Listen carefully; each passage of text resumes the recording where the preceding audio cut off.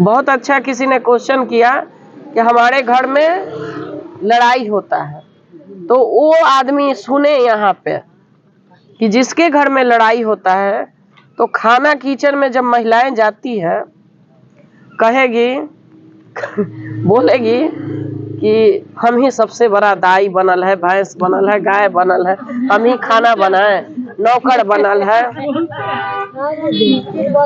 नौकर बने हुए हैं,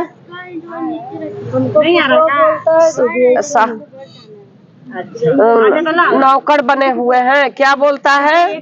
इसी तरीके से हर आदमी इस तरह से बोलता है ना।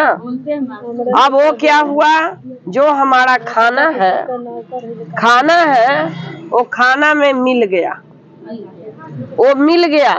और वो आदमी सोचेगा ना, जो आपने सोचा वही आपका बच्चा खाया, वही सास ससुर खाया, वही आपका पति खाया, तो वो परिवार खाया। क्या हो गया कि आपके विरोध सब खड़े हो गए।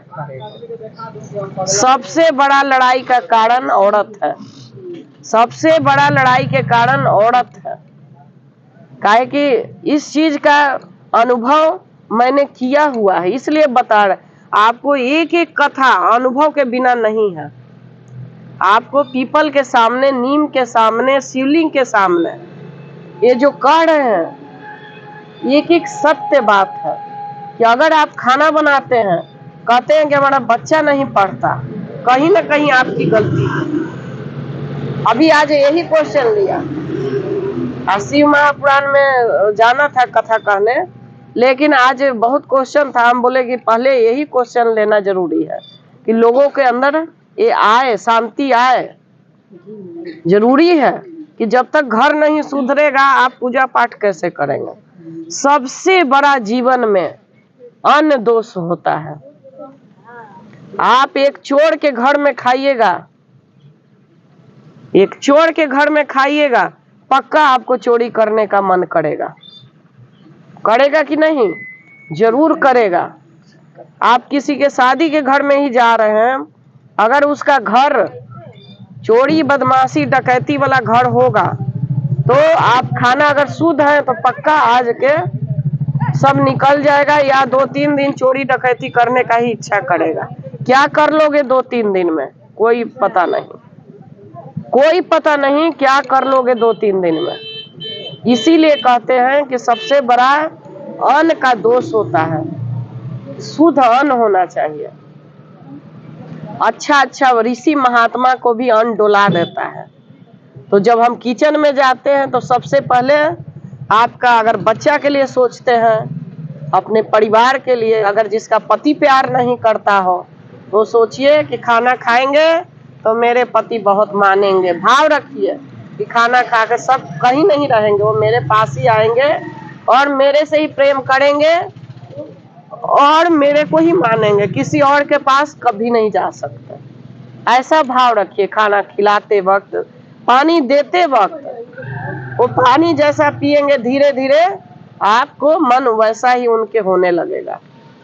यही भाव होना चाहिए। जब खाना बनाते हैं तो वैसा ही भाव होना चाहिए। बादल भी लग रहा है आ रहा है, बारिश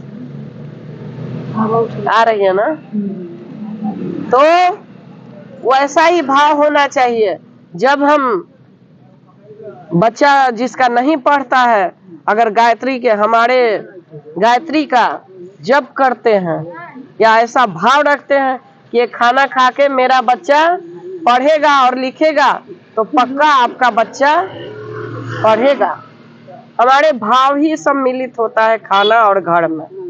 और खाना बना रहे हैं और सोचेंगे उसका बच्चा बहुत पढ़ रहा है, उसका बच्चा बहुत पढ़ रहा है, उसका बच्चा पढ़ने लगेगा, अब मेरा बच्चा नहीं पढ़ता, काजू का। आप पक्का देखिएगा दिनों दिन उसका बच्चा पढ़ेगा, क्योंकि आपने सोचा कि उसका बच्चा पढ़ रहा है और आपका बच्चा नहीं पढ़ रहा है। तो क्या होगा, आपका बच्चा नहीं पढ़ेगा और उसका बच्चा पढ़ेगा, पक्का पढ़ेगा, 100% पढ़ेगा। आपका सोच जा रहा है निगेटिव, लेकिन उसके लिए अच्छा काम कर रहा है। हम पत्थर फेंकेंगे तो कहाँ जाएगा, आएगा ना फिर। तो आपने उसके लिए सोचा तो वो वापस आएगा, आपके बच्चा नहीं पढ़ेगा। और उसके लिए तो अच्छा ना आपने सोचा। अक्सर यहीं पे धोखा होता है। अक्सर यही हम तुलना करते हैं कि फलना का नौकरी लग गया, उसका बच्चा के ये हो गया। बस वो जो आपकी आशीर्वाद है उसको चला गया और आपके बच्चा को निगेटिव एनर्जी मिला। आपका बच्चा नहीं कर पाएगा। न जो करते हैं ना, वही कारण है, मूल कारण। मूल कारण वही है जो निगेटिव एनर्जी को बढ़ावा देता है। क्या